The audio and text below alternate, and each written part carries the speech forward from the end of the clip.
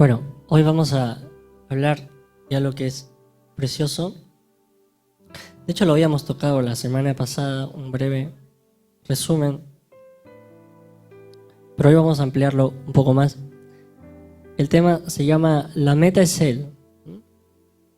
Y vamos a ir un ratito a Gálatas capítulo 4, versículo 19, porque Pablo va a mencionar algo aquí que es sumamente importante. Él dice: hijos míos, por quienes de nuevo sufro dolores de parto, hasta que Cristo sea formado en ustedes. Y la gran pregunta que tenemos que hacernos hoy es: ¿hacia dónde estamos corriendo, no? Porque, de hecho, Pablo presenta a Cristo como la meta, pero nuestras almas a veces son tan inestables y tan necesitadas de enfoques distintos que lo que muchas veces hace cuando no mira a la verdadera meta, que es Cristo, es mirar cualquier otra cosa, ¿no? Y hace de sus metas personales la meta primordial, ¿no? Y pone sus objetivos personales y sus aspiraciones y todo lo que está en su cabeza y que considera como importante como la meta, ¿no? Y Pablo está en la iglesia de Galacia y claro, él se encuentra con una situación un poco conflictiva, ¿no? Y frustrante a la vez. De hecho, él, en los versículos anteriores, él menciona que ya les había predicado a Cristo y perfectamente bien, y que habían recibido la buena noticia, el evangelio puro y sin mancha, pero vuelve después de tiempo a Galacia y lo que se encuentra es con gente que está enfocada en cualquier otra cosa menos en la meta, que es Cristo, ¿no? Y esto es tan necesario recordarlo en nuestros tiempos, porque nosotros podemos estar corriendo hacia diferentes metas y no estar corriendo con paciencia, como Pablo lo menciona, hacia la verdadera meta, que es Cristo en nosotros, ¿no? Y nosotros hacemos demasiadas cosas, ¿no? Solemos tener muchas actividades en estos ámbitos, sobre todo tenemos reuniones, enseñanzas, cantamos juntos, hacemos servicio, pero tenemos que considerar que la actividad no es lo mismo que dirección, ¿no? Nosotros podemos ser muy activos y estar haciendo demasiadas cosas, pero eso no implica de que estemos en la dirección correcta o de que estemos haciendo todas esas cosas desde la fuente correcta, que es Cristo en nosotros.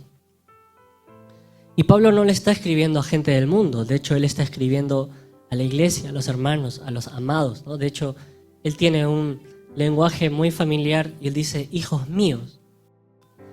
No está hablando a gente externa de la congregación, le está diciendo a los hijos de la casa, ¿sí? A los que ya pertenecen, a los que les fue predicado el evangelio y lo creyeron con todo su corazón. Pablo está predicando a creyentes que perdieron la dirección hacia la meta. Y Pablo de alguna forma escribe como angustiado y frustrado en algún aspecto, porque ellos habían reemplazado a Cristo como el camino y lo reemplazaron con esfuerzos, con costumbres, con una religión carnal. Y Pablo dice: ¿cómo es que quieren volver a lo mismo? No me cabe en la cabeza que yo, habiéndoles predicado el evangelio puro y ustedes habiéndolo recibido con tan corazón puro y genuino, ¿cómo es que ahora quieren volver a lo mismo, no? ¿Cómo es que ahora quieren volver a lo que antes los hizo esclavos? Y bueno, hay un síntoma, y es que están mirando otra cosa. Es que la dirección de su corazón se fue hacia otra meta, ¿no? O hacia otras metas. Y Pablo trae justamente este mensaje y dice: por quienes vuelvo a sufrir dolores de parto, ¿no? Hasta que Cristo vuelva a ser formado en usted. Y miren, Cristo no es solamente el punto de partida de la fe, ¿no? A veces nosotros decimos: bueno, sí, Cristo es mi origen, pero hay que recordar que Cristo también es el destino, que Cristo también es el camino, que Cristo también es el paisaje que vemos a lo largo de este viaje, ¿no? A lo largo de esta carrera. Él es todo para nosotros. Nosotros cantábamos hace unos minutos: eres mi todo, pero necesitamos tener conciencia de aquello que estamos cantando, ¿no? Porque podemos decir: eres mi todo, pero cuando viene una crisis, nuestro corazón vuelve a direccionarse hacia lo conocido, hacia lo que ya sabemos que funciona desde la carne, ¿no? Por tanto tiempo lo hice así, entonces eso funciona para mí. Y miren, aunque todo eso es muy silencioso, porque lo que pasaba con los Gálatas era muy silencioso, es lo más peligroso que existe, ¿no? La religión es silenciosa porque nos hace creer que estamos bien, cuando en realidad estamos en otra dirección, buscando otras metas. Y es lo más peligroso que puede existir. El peligro es de que Cristo no sea el camino por el cual andemos hacia la meta. De hecho, si Cristo no es el camino, tampoco es la meta. Dile al que está a tu costado, si Cristo no es tu camino, tampoco será tu meta. Esto es clave, amados, porque si Cristo no es el camino y la meta, nosotros estamos invirtiendo recursos en algo que es inútil, en algo que no tiene fruto.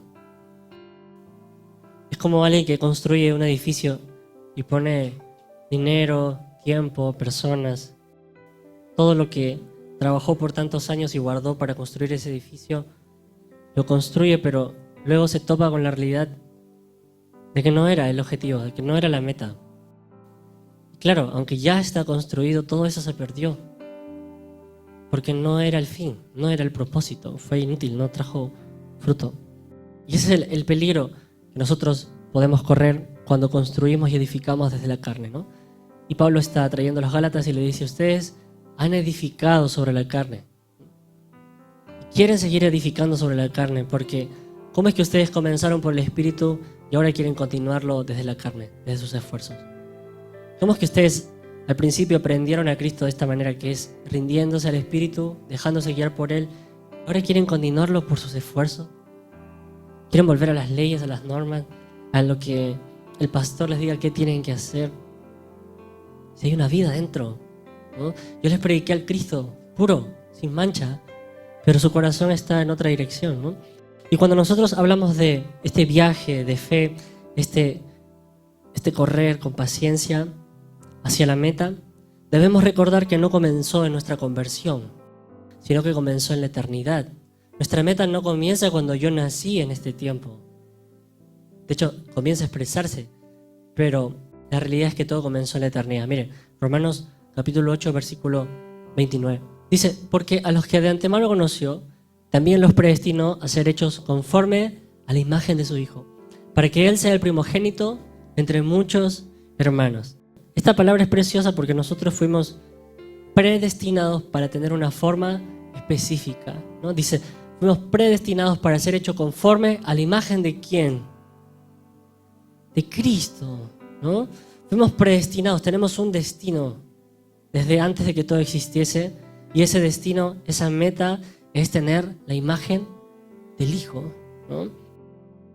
Y cuando dice conformes, la palabra es simorfos en griego, ¿no?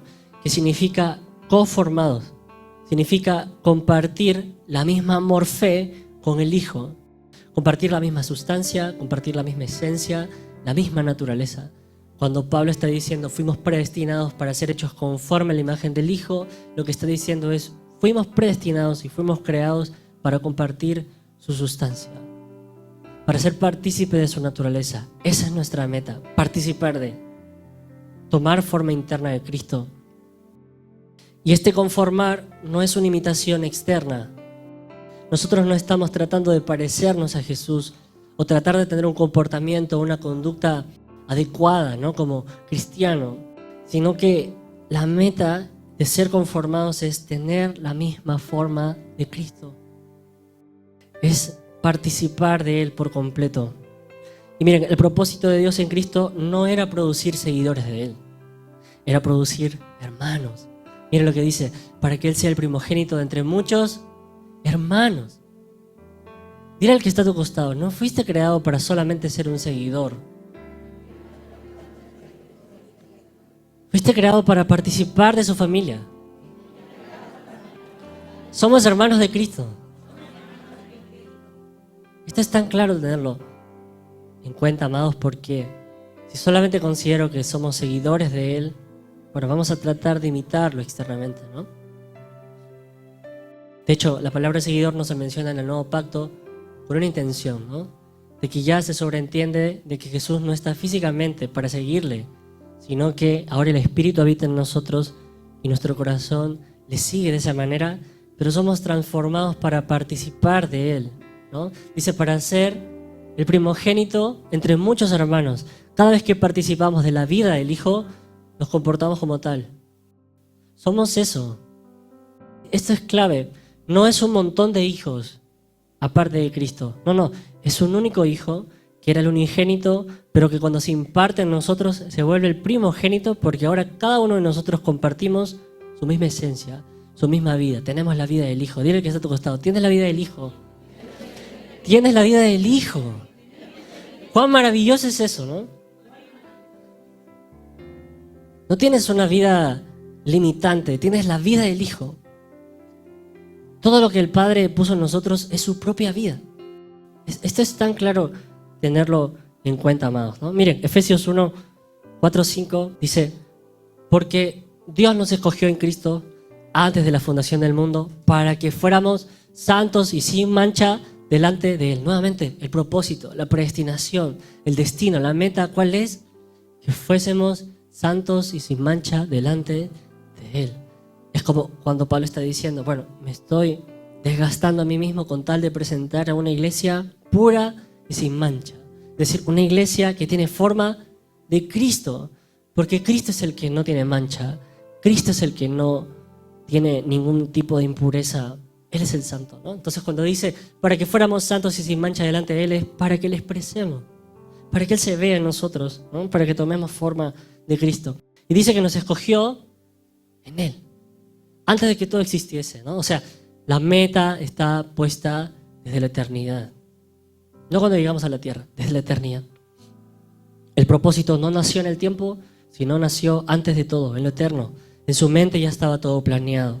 Cristo es nuestro lugar de partida, pero también es nuestro lugar final, nuestro destino, nuestra meta. Miren, Génesis 1:26. Porque acá vemos cómo Dios, desde el principio, ya pone la meta en el hombre, ¿no? Dice, y dijo Dios, hagamos al hombre a nuestra imagen y conforme a nuestra semejanza. Miren, imagen viene del hebreo selem, ¿no? Que significa proyección de una forma. Cuando Dios tenía la intención de crear al hombre a su imagen es para que proyecte su forma. Estamos aquí para proyectar o para expresar la sustancia de Dios. Esto es clave. ¿Para qué Cristo hoy está en nosotros? Para proyectarle, para expresarle, para que se vea. Y miren, en el mundo antiguo, el rey colocaba una estatua en un territorio que no podía visitar físicamente, pero no era solamente una decoración, era la representación completa de esa persona. Claro, y utiliza la misma palabra para decir imagen para nosotros, ¿no? Nosotros somos como esos representantes de Dios en la tierra. Somos embajadores de su naturaleza. Cada vez que alguien nos ve a nosotros llenos de Cristo y expresándole, es como si el mismo Cristo estuviera al frente de ellos. Eso es imagen. Y nosotros fuimos creados con el propósito de representarle, ¿no? De ser la extensión de su autoridad y de su presencia en la tierra. Somos una extensión. No somos un agregado, somos una extensión del mismo, de su propia vida. Por eso decía, no somos más hijos, no, somos uno solo que está extendido en muchos miembros que expresan una misma vida. Y cuando dice conforme a nuestra semejanza, la palabra es demut, ¿no? Que significa compartir la misma naturaleza y carácter. De nada sirve que tengamos la capacidad de proyectar la imagen de alguien si es que no tenemos su sustancia. Por eso es la imagen y la semejanza. No puede ser solamente la imagen, ¿no? No puedo ser una estatua que está ahí que dice, bueno, sí, soy representante de Dios, pero no la expreso. No se ve su naturaleza, ¿no? Por eso es imagen y semejanza. El hombre fue creado con un espacio interno para vivir desde Cristo como fuente de vida, para expresar su carácter. Tenemos un espacio adentro. Fuimos diseñados perfectamente y configurados perfectamente para que la vida de Dios encaje en nosotros y sea nuestra vida. Miren, Adán fue creado con el potencial de portar la imagen y expresar la vida de Dios. Pero ¿qué pasó? Bueno, él eligió vivir independiente de Dios. Entonces, ese potencial que tenía para expresar su imagen, para proyectar su semejanza, ¿qué pasó en el Edén? Se perdió. Y claro, después vemos que en Génesis 5 dice, bueno, que cuando Adán, ¿no? y Eva procrearon a Set, ¿qué pasó? Representaba, ¿no?, y multiplicaba su propia imagen. Adán, que perdió la imagen, perdió el potencial de expresar toda la imagen de Dios, ahora comienza a multiplicarse y a representar en otros y a sembrar en otros la misma sustancia. Y claro, es una imagen distorsionada, ¿no? Es una imagen de independencia, de muerte, de maldad, de desobediencia, de deshonra. Todo lo malo que ustedes se puedan imaginar es lo que Adán multiplicó. Por eso Pablo después en Romanos dice, así como por un hombre entró el pecado, entró la muerte a toda la humanidad. Multiplicó su imagen. Miren, pero lo interesante es que Cristo recuperó todo eso, ¿no? Y miren, vamos a ir a Colosenses 1:15 porque hay que entender quién es la verdadera imagen. Y Pablo lo relata de una forma impresionante, ¿no? Dice, si alguien quiere saber qué es la imagen de Dios, bueno, Él es la imagen. Dice, Él es la imagen del Dios invisible, el primogénito de toda la creación. El Hijo es la imagen. Por eso nuestra meta, ¿cuál era desde el principio? Tomar la imagen del Hijo. Adán tenía el potencial, pero nunca la tomó. ¿Por qué? Porque no comió del árbol de la vida. Ahí estaba la imagen. Cristo es la imagen de Dios. Hebreos 1:3. Aquí habla del resplandor. Dice, Él es el resplandor de su gloria y la expresión exacta de su naturaleza. Y sostiene todas las cosas por la palabra de su poder. Cristo es la imagen, Cristo es la semejanza, Él es la vida por completo. 1 Juan 3:2 dice, amados, ahora somos hijos de Dios. Miren, esto es tremendo. Pero aún no se ha manifestado lo que habremos de ser. Pero sabemos que cuando Cristo se manifieste, seremos semejantes a Él porque lo veremos como Él es. Es decir, hoy que el Señor se ha impartido en nosotros como vida, ¿qué tenemos? Su imagen, ¿no? Cristo es la imagen.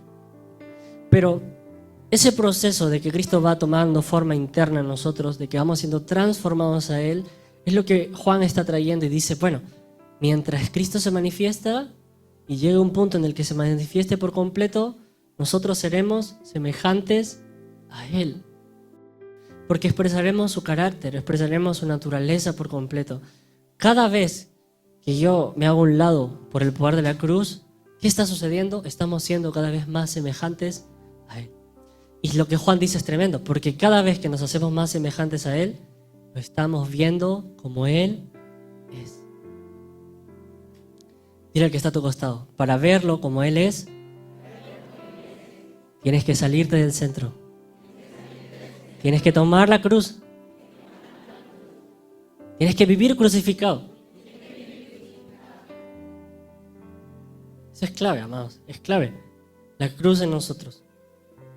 Entonces, es en Cristo que nosotros recuperamos la imagen y progresivamente la semejanza de Dios, porque Él mismo es todo eso. Lo que Adán portaba como potencial, hoy nosotros lo recibimos como vida. Miren, esto es clave. Adán tenía el potencial de recibir la imagen de Dios. Pero bueno, Jesús dijo, bueno, si yo vengo y nuevamente se los pongo a ustedes para que decidan, va a pasar lo mismo. Así que mejor yo lo voy a hacer. Viene, nos rescata, nos resucita y Él se imparte en nosotros como vida. La imagen se imparte, ya no es potencial, la imagen es la vida de Cristo en nosotros. Mira a tu hermano y dile, ya no tienes el potencial, ¿eh? Lo has recibido como vida. Toda la imagen del Dios invisible habita dentro de ti. Esto es clave, amados. Ya no tenemos el potencial, ¿no? Ya no. El primer Adán tuvo que elegir la vida, el segundo Adán vino a darse a nosotros como vida, ¿no? Por eso que Pablo dice, nosotros, o Adán, el primer Adán, era un alma viviente, ¿no? O sea, era un alma que tenía una vida natural y que por esa vivía. Pero el segundo Adán no es un espíritu que solamente tiene vida, ¿no? Mira, dice, es un espíritu que da. Ya no es Adán esperando recibir, sino que es Cristo dándose a nosotros. Esto es clave. Cristo es el espíritu vivificante, no es un alma que solamente vive. Y miren, la meta siempre fue Él, pero nosotros decidimos tomar otro camino. Pero Dios nos salvó y nos rescató para devolvernos al propósito eterno, ¿no? Y ahora sí, cuando nosotros leemos Gálatas 4:19, que iba a salir en la pantalla nuevamente, y cuando leemos, hijos míos, por quienes de nuevo sufro dolores de parto hasta que Cristo sea formado en ustedes, ahora sí podemos entender esta palabra, ¿no? Formados viene de la palabra morfé. Tiene que ver con naturaleza, carácter, esencia, sustancia. Y la pregunta es, si Cristo ya estaba en los Gálatas, ¿por qué Pablo se angustia y les dice eso? Esta es clave. ¿Por qué si ya ellos tenían a Cristo, para qué Pablo se frustra y dice, por quienes vuelvo a sufrir dolores de parto hasta que Cristo sea formado en usted? Porque no basta con tener a Cristo. No basta con que esté en nuestro espíritu todo consumado. Hay una meta por alcanzar. Es que Él sea formado en nosotros. El propósito no es solo tener la semilla. Yo no creo que alguien plante una semilla para que se quede como tal. Si alguien la planta, ¿qué es lo que espera ver y recibir? Un árbol que dé fruto y que se multiplique en miles y millones de árboles. Formado viene de la palabra fomoforté, que significa dar forma, que significa configurar. Miren, esto es clave. Cuando Pablo está diciendo que Cristo sea formado en ustedes, está diciendo que Cristo sea configurado en ustedes. Es decir, que cada pensamiento, cada emoción, cada decisión, la forma de ver, la forma de pensar, la forma de reaccionar, que todo sea configurado en su alma a la medida de la forma de Cristo. Eso es que Cristo sea configurado en nosotros. Pablo les estaba diciendo, en otras palabras, es necesario que la vida interior que poseen tome forma visible. De nada sirve tener a Cristo en nosotros como la vida invisible si no se puede ver como la vida visible. Por eso dice, Él es la imagen del Dios visible. Dios es espíritu, es invisible, por supuesto, pero Cristo es la imagen visible de Él. Y cuando nosotros tomamos forma de Cristo, o Cristo se configura en nuestra alma, ¿qué pasa? El Dios que es invisible se hace visible. Y es por eso que el mundo está esperando la manifestación ¿de qué? De los hijos. De los hijos, ¿no? Necesitan ver a Dios manifestado, al Dios visible en nosotros. 2 Corintios 3:18 dice, pero todos nosotros, con el rostro descubierto, contemplando como en un espejo la gloria del Señor, estamos siendo transformados en la misma imagen de gloria en gloria, como por el Señor, el Espíritu. Y lo primero que Pablo menciona es contemplando, ¿no? ¿Qué significa contemplar? Mirar fijamente, ¿no? Estamos mirando fijamente los ojos del Señor. Estamos enfocados en una meta. Es poner nuestra mirada en el autor, consumador, nuestra fe. Eso es contemplar. Pablo dice, ¿cómo somos transformados? Cuando le contemplamos. Si yo contemplo otras cosas, no puedo ser transformado. Porque ¿cómo ocurre la transformación? Cuando le miro, cuando les veo. No ocurre con más enseñanza. Ocurre cuando les veo. Miren, lo que está diciendo Pablo es tremendo. Es como un espejo. Mientras yo lo contemplo, le veo y estoy fijo mirándole y viéndole, crucificado juntamente con él, ¿qué pasa? Es como un espejo, ¿no? Pero es tremendo porque le estamos mirando a él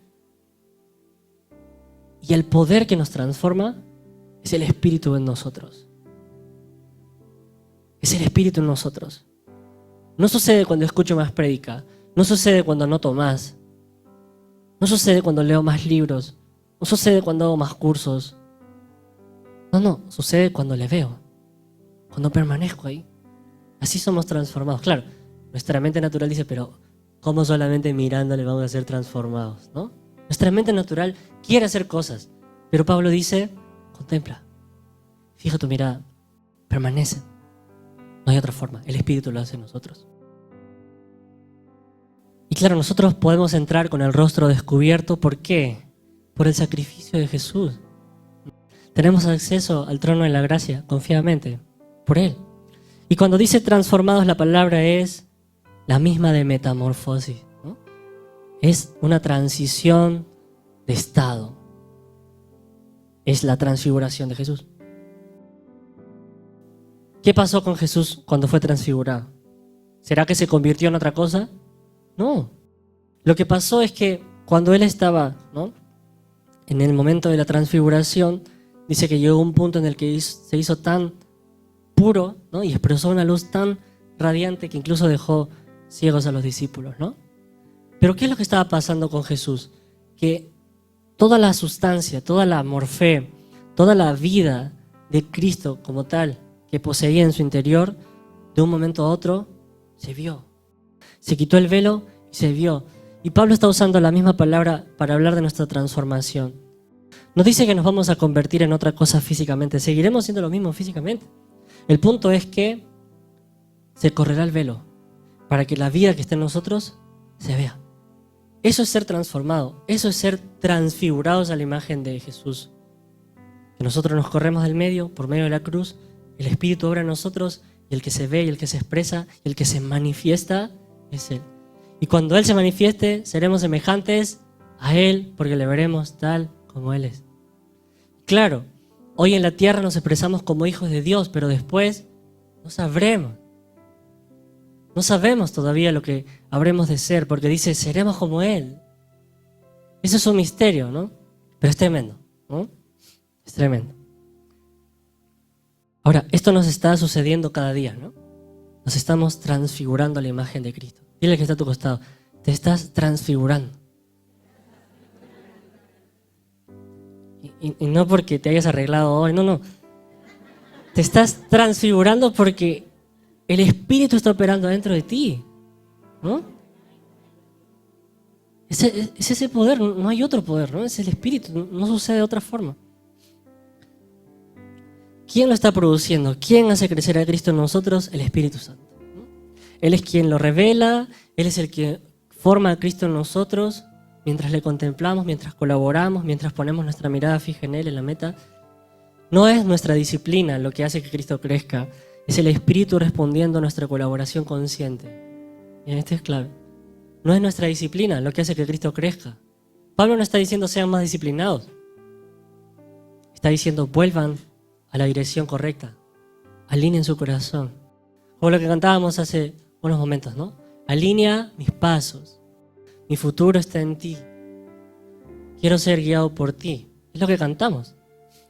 Ahora, es muy interesante y en Gálatas 4:19 nuevamente para leerlo, pero vamos a tomar esta parte en específico. Dice, hijos míos por quienes de nuevo sufro dolores de parto. Y esta palabra es clave. Dice de nuevo, ¿no? Pablo menciona esta palabra para indicar que algo que ya debía estar avanzando retrocedió. Y mira, los Gálatas no perdieron la vida. Los Gálatas perdieron la trayectoria. Se extraviaron en cuanto al camino, en cuanto a la fuente, en cuanto al propósito, en cuanto a la meta. No perdieron la vida, Cristo seguía en ellos. Por eso le dice hijos. Pero lo que sí perdieron es a Cristo como la meta. Dejaron de ser conscientes. Nosotros podemos tener a Cristo como nuestro Salvador, pero haberlo perdido como nuestra meta consciente, nuestra meta activa todo el tiempo. Y esto es riesgoso. Pablo dice, no puede ser que esto esté pasando en ustedes. No puede ser. Ustedes comenzaron bien por el Espíritu. ¿Cómo es que ahora quieren volver a lo mismo? ¿Y por qué perdieron la meta?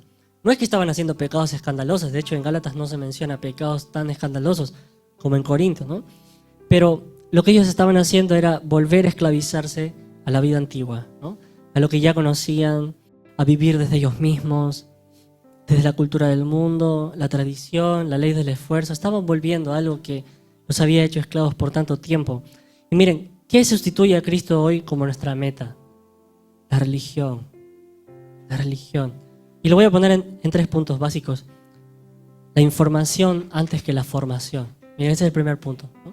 ¿Cómo reemplazamos hasta incluso, bueno, ya no voy a decir inconscientemente porque todo lo hacemos desde un deseo, pero ¿cómo sustituimos a Cristo como nuestra meta hoy?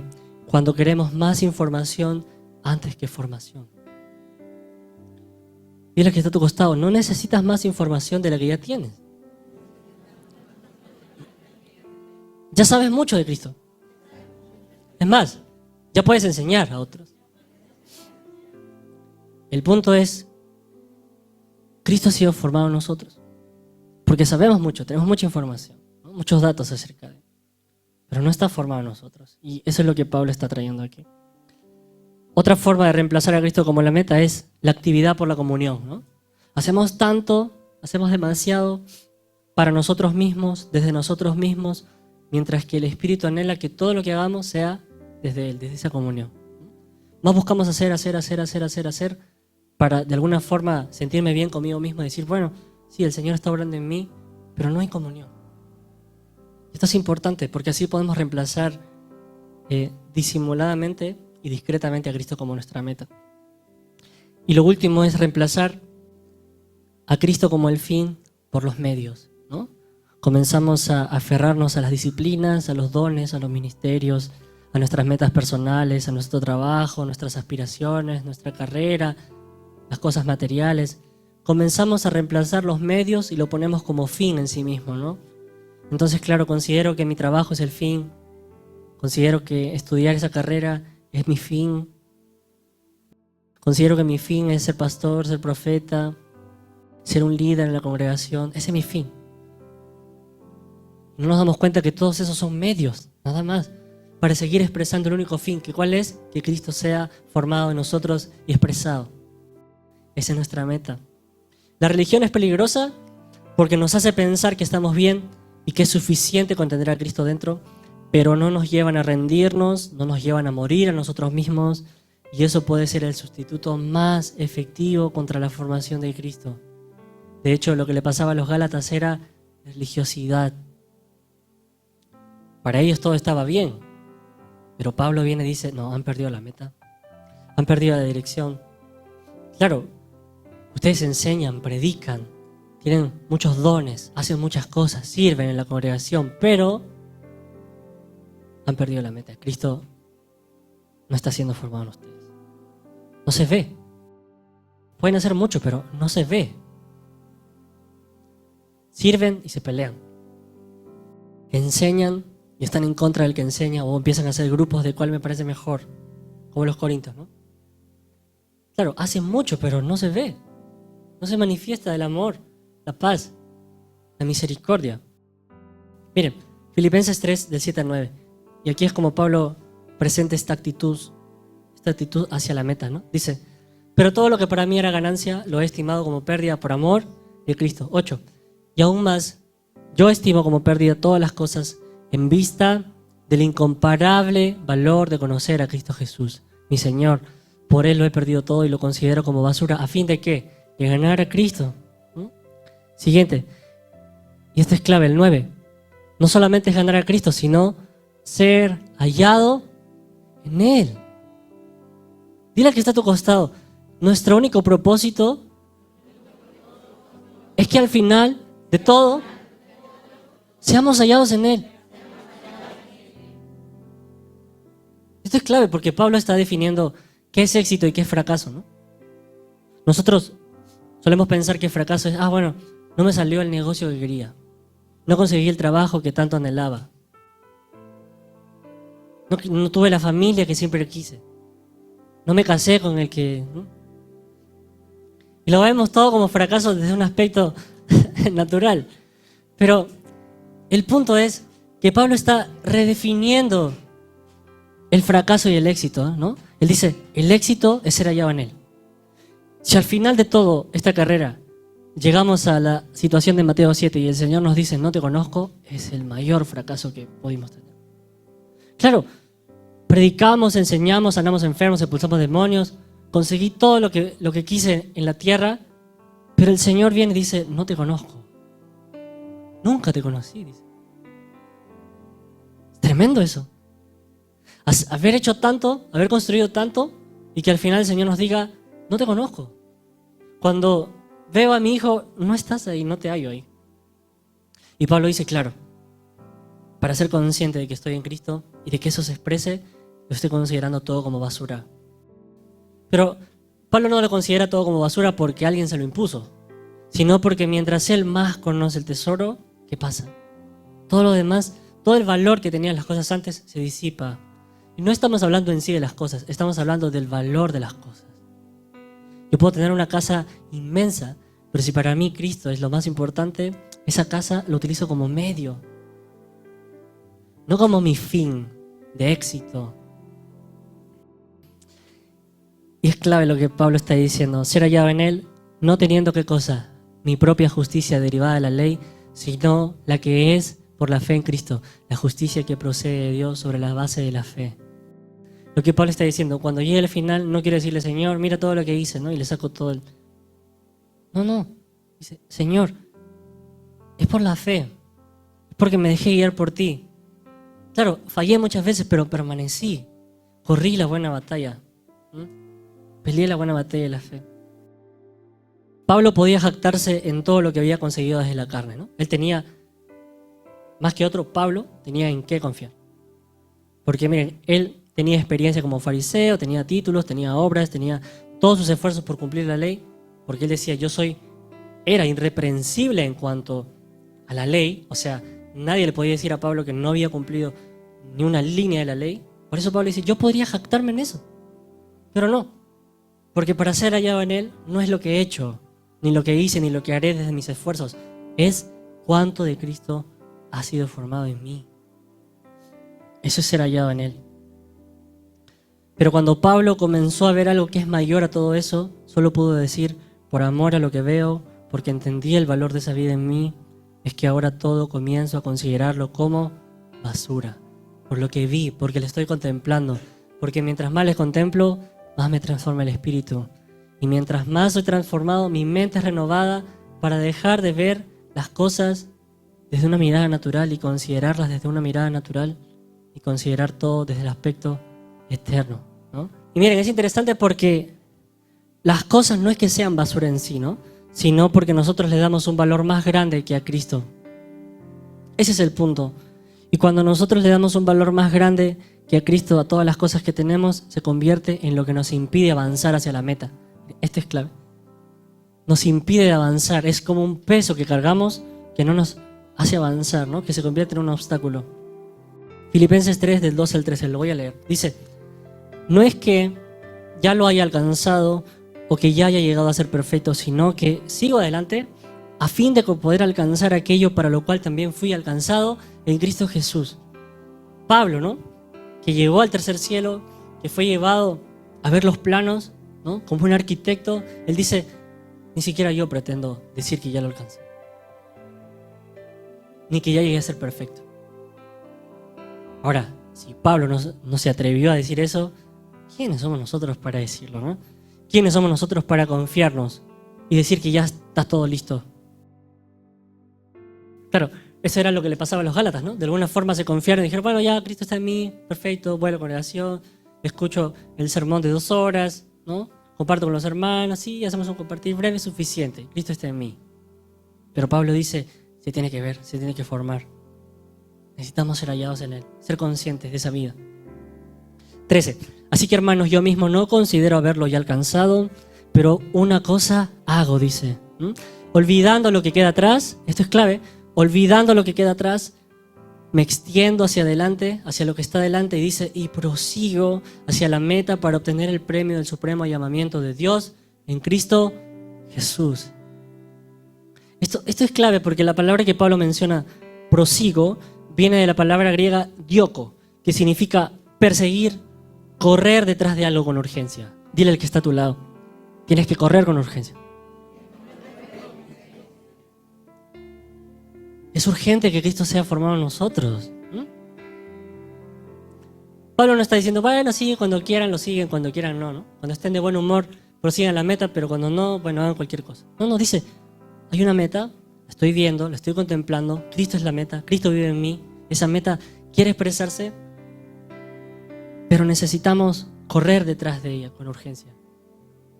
Necesitamos perseguirlo, ¿no? Y cuando dice meta, cuando Pablo dice corre hacia la meta, la palabra es skopos, que significa lo que el corredor no puede dejar de ver. Esto es clave, lo que el corredor no puede dejar de ver. Es como alguien que está en una carrera, ¿no? Necesita llegar a la meta, pero si él voltea a un lado se va a caer, se distrae. Dice, cuando yo digo prosigo hacia la meta es algo que no puedo dejar de ver. Es algo que me impactó, es algo más grande incluso que yo mismo, que tengo que correr con urgencia para que esa meta se exprese, ¿no? Pablo no dice corro hacia el cielo, ¿no? Como muchas religiones tal vez dicen estábamos yendo hacia el cielo. No, el cielo está en nosotros, el cielo vino a nosotros. Corremos hacia Él,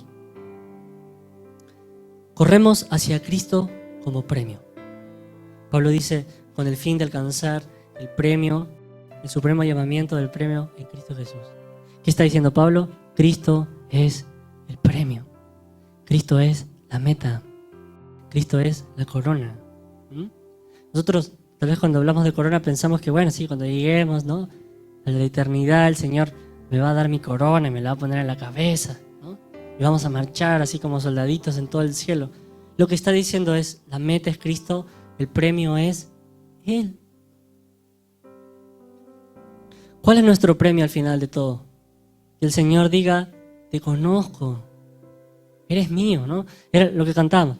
Ahora tú eres mío, yo soy tuyo, vivimos en esa comunión, es un misterio ese amor. Bueno, eso es lo que está trayendo Pablo aquí, ¿no? Pablo llegó a entender que lo prioritario era la formación de Cristo en él.